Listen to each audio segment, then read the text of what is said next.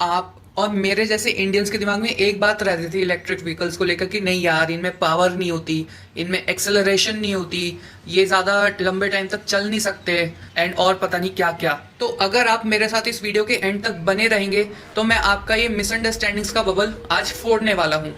So I welcome you all to the new episode of Tequila Talks. और आपको title से पता ही चल गया होगा, आज हम बात करने वाले हैं टेस्ला मॉडल एस P100D के बारे में।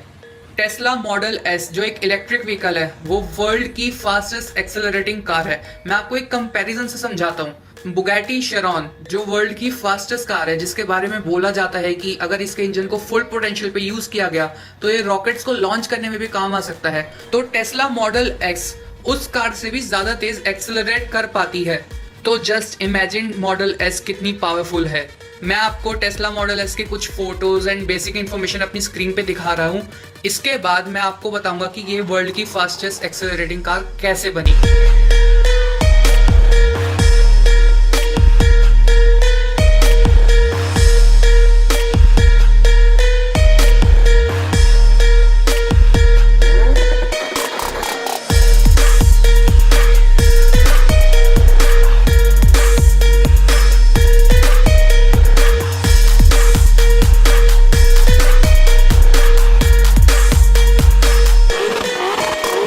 तो सबसे पहले बात आती है कि ये कितनी तेज एक्सेलरेट करती है।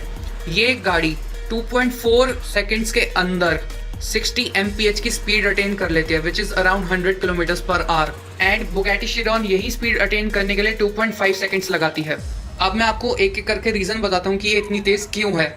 सबसे पहला रीजन तो यही है कि ये एक इलेक्ट्रिक कार है, जो कि आपकी गैस वाली या फिर पेट्रोल या डीजल वाली गाड़ी से ज्यादा एफिशिएंट रहेगी। सो बेटर एफिशिएंसी मतलब बेटर परफॉर्मेंस। इसका एक बहुत सिंपल सा रीजन है।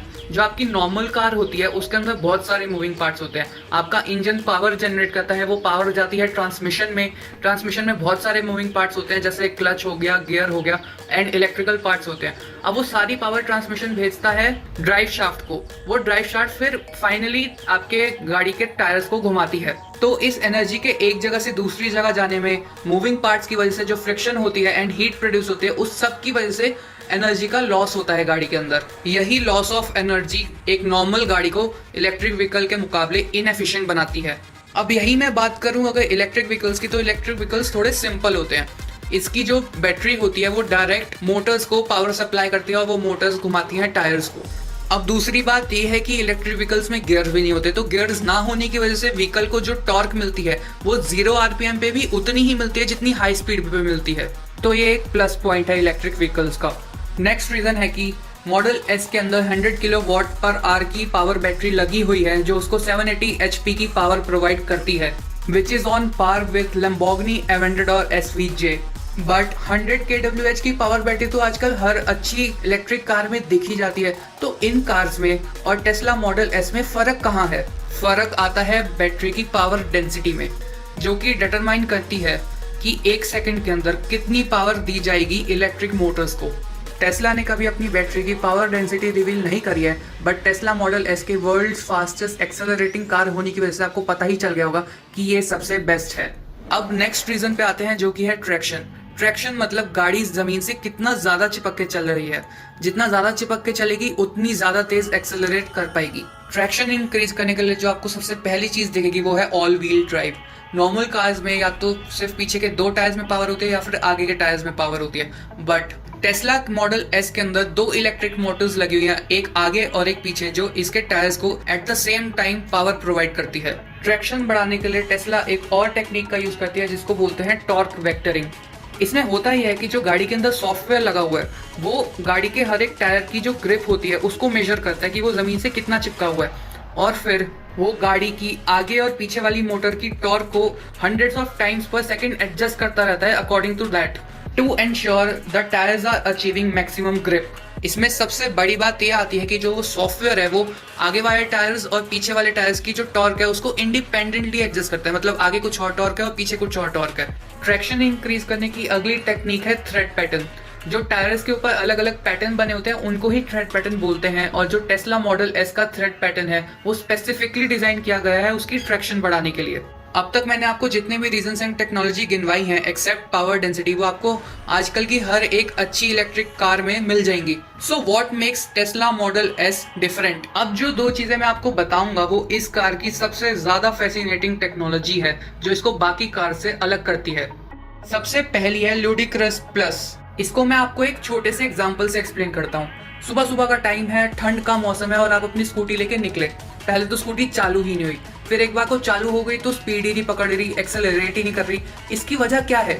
इसकी वजह यही है कि इंजन अभी ठंडा है। जब वो गर्म होगा तब आपको स्पीड मिलेगी, तब आपको एक्सेलरेशन मिलेगी और तभी आपको परफॉर्मेंस भी मिलेगी।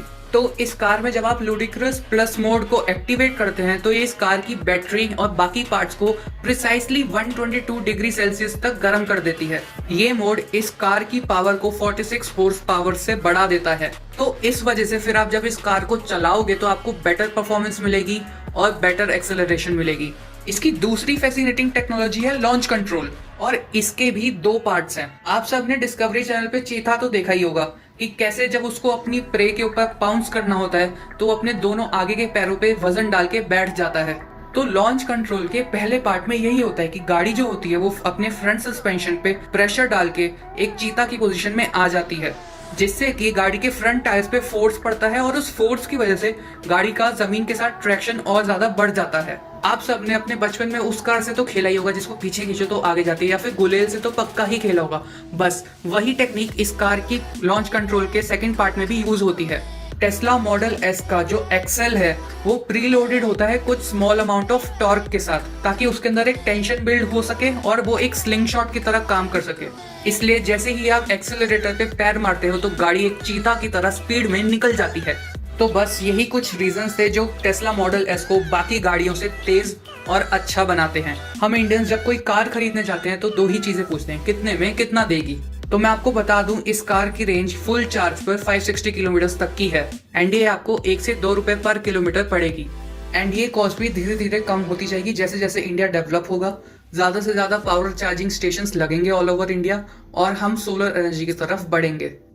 इन दी एंड मैं आप लोगों को यही रेकमेंड करूंगा कि अगर आप अफोर्ड कर सकते हैं then please invest in electric vehicles, क्योंकि ये ज्यादा ड्यूरेबल होते हैं, इनकी मेंटेनेंस कॉस्ट भी कम होती है, ज्यादा एफिशिएंट होते हैं और पर किलोमीटर कॉस्ट भी आपको इनकी कम पड़ेगी। सबसे बड़ी बात ये है कि ये व्हीकल्स क्लीन एनर्जी पे वर्क करते हैं एंड पॉल्यूशन भी नहीं करते।